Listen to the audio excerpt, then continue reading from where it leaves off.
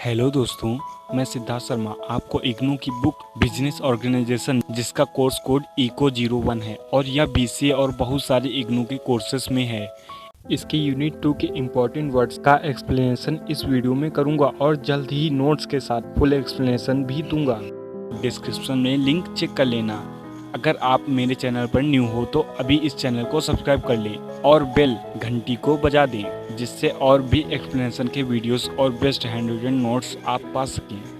अब चलिए वीडियो शुरू करते हैं और यूनिट 2 के सारे टॉपिक समझते हैं।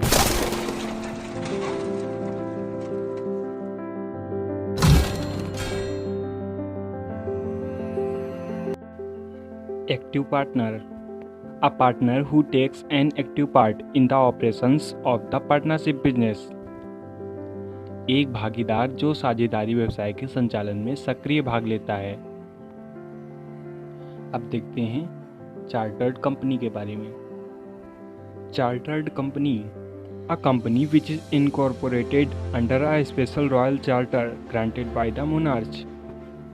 एक कंपनी जो सम्राट द्वारा, पहले जो भारत में सम्राट होते थे यानी जो ऊंचे लेवल के लोग होते थे, उनसे एक विशेष राजकीय फरमान के द्वारा ये कंपनियां देश में शामिल की जाती थी। जैसे east India company chartered company का एक उदाहरण है। Company, N association of persons registered under the companies act. Company का अर्थ है कंपनी अधिनियम के तहत पंजीकृत व्यक्तियों का एक संघ।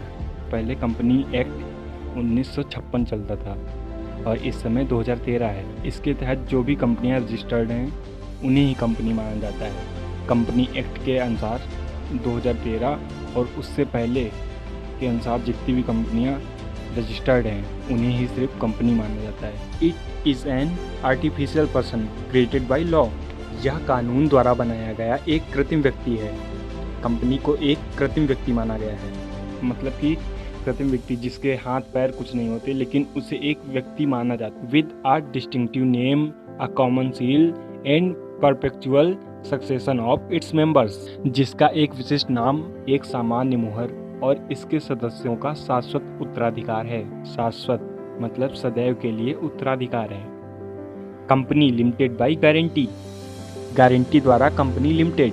अ company having the liability of its members limited by its memorandum to such amount as the members may respectively undertake to contribute to the assets of the company in the event of its being wound up। एक company जिसके सदस्यों की देनदारी या जिम्मेदारी उसके ज्ञापन यानी अनुबंध पत्र द्वारा सीमित होती है। यहाँ लाइबिलिटी शब्द को आप जिम्मेदारी शब्द से समझ सकते हैं। इसका मेनली अर्थ तो होता है देनदारी, मतलब एक कंपनी जिसके सदस्यों की देनदारी या जिम्मेदारी उसके ज्ञापन यानी अनुबंध पत्र द्वारा सीमित होती है। ज्ञापन मतलब अनुबंध पत्र, अनुबंध पत्र मतलब कंपनी के नियमों के तहत जो सदस्य क्रमशः कंपनी की संपत्ति में योगदान करने के लिए कंपनी के समापन की स्थिति में योगदान करते हैं।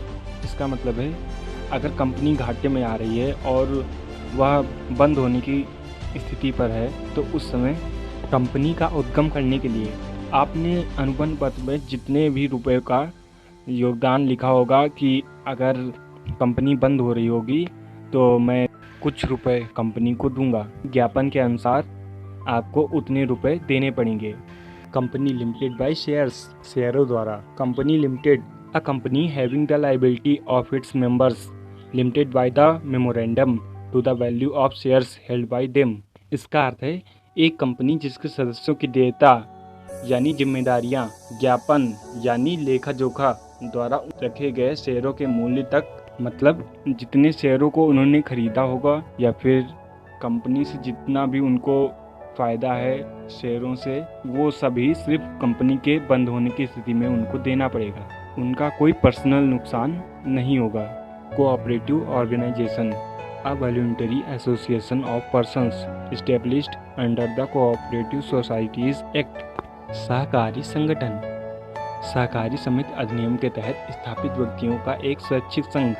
संविधान में अभी जो 2011 में सहकारी अधिनियम आया उसके तहत स्थापित व्यक्तियों का एक स्वैच्छिक संघ होता है। 10 या उससे ज़्यादा लोग मिलकर एक सहकारी संगठन बनाकर अपना बिजनेस स्टार्ट कर सकते हैं। General partner, a partner of a partnership organisation whose liability is unlimited and also entitled to participate in the management of the business।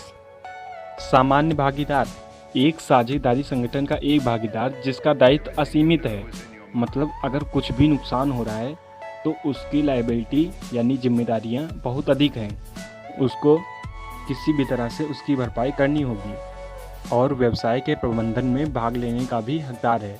Government company, a company in which not less than 51% of the paid up capital is held by the government। एक company जिसमें सरकार के पास चुकता पूंजी का 51% से कम नहीं है। Limited partner, a partner whose liability is limited to the extent of the capital contributed by him। सीमित भागीदार, एक भागीदार जिसका दायित्व उसके द्वारा योगदान की गई पूंजी की सीमा तक सीमित है। जॉइंट हिंदू फैमिली फर्म यानी संयुक्त हिंदू परिवार firm, a business firm owned by a joint Hindu family, एक संयुक्त हिंदू परिवार के स्वामित्व वाली एक व्यावसायिक firm. Nominal partner, a partner who just lends his name to the partnership firm, he neither invests his capital nor participate in the management. Nominal partner का अर्थ है एक पार्टनर जो पार्टनरशिप फर्म को सिर्फ अपना नाम देता है, वह न तो अपनी पूंजी निवेश करता है और न ही प्रबंधन में भाग लेता है, सिर्फ उसके नाम से कंपनी होती है। Partner, a person who is the member in the partnership firm, एक व्यक्ति जो एक पार्टनरशिप फर्म में सदस्य है। Partner by estoppel, a person whose conduct and behaviour creates an impression that he is a partner in the partnership firm, एक व्यक्ति जिसके आचरण और व्यवहार से यह धारणा बनती है कि वह पार्टनरशिप फर्म में भागीदार है। Partner by holding out, if a member of a partnership firm represents that another person is also a member of the firm and if such a person does not disclaim the partnership relationship even after coming to know about it, such person is called partner by holding out.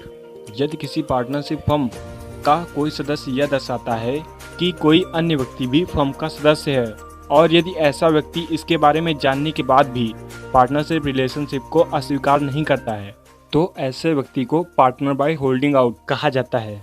Partner in profits, a partner who shares the profits of the business without being liable for losses. लाभ में भागीदार, एक partner जो नुकसान के लिए उत्तरदायी होने के बिना व्यवसाय के मुनाफे को साझा करता है, मतलब लाभ में तो भागीदार है लेकिन अगर कोई नुकसान होता है तो उसमें वह भागीदार नहीं है।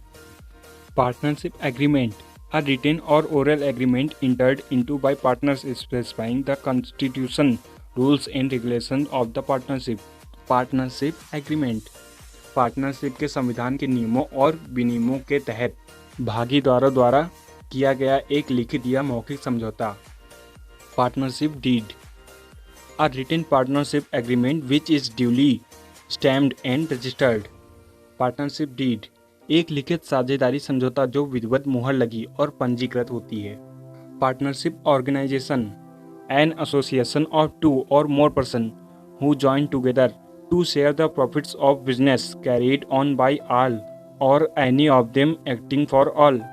साझेदारी संगठन, दो या दो से अधिक व्यक्तियों का एक संघ जो सभी के लिए कार्य करने वाली सभी या उनमें से किसी के द्वारा किए गए व्यवसाय के लाभ को साझा करने के लिए एक साथ जुड़ते हैं। Private limited company, a company which by its article, पहला यानी A, limits the maximum number of its members to 50 excluding its employees, B restrict the right of transfer its shares, and C prohibits the invitation to the public to subscribe to its shares and debentures। एक company जो अपने लेखों यानी articles द्वारा, इसमें मुख्य 3 बातें हैं। नंबर 1, अपने कर्मचारियों को छोड़कर अपने सदस्यों की अधिकतम संख्या को 50 तक सीमित करती हैं, मतलब कर्मचारी कितने भी हो सकते हैं लेकिन उसमें जो सदस्य होते हैं वो 50 से ज़्यादा नहीं हो सकते हैं। बी, अपने शेयरों को स्थानांतरित करने के अधिकार को प्रतिबंधित करती हैं। और सी, जनता को सदस्यता लेने के लिए निमंत्रण को प्रतिबंधित करती हैं। और पब्लिक लिमिटेड कंपनी जस्ट इसका उल्टा होता है। उसमें 50 से ज़्यादा सदस्य हो सकते हैं और इसके शेयर्स को ट्रांसफ़र किया जा सकता है और जनता के द्वारा इसके शेयर्स खरीदे जा सकते हैं और इनका स्वामित्व पाया जा सकता है। Registered company, a company which is incorporated under the companies act. Registered company उन्हें कहते हैं जो 1956 या उससे पहले या अब 2013 कंपनीज एक्ट के अंतर्गत रजिस्टर्ड हैं। Sleeping partner, a partner in a partnership firm who is not actively associated with the working of the firm. Sleeping partner का अर्थ होता है पार्टनरशिप फर्म में एक पार्टनर जो फर्म के कामकाज में सक्रिय रूप से जुड़ा नहीं है। सोल ट्रेडर ऑर्गेनाइजेशन, एकल व्यापारी संगठन।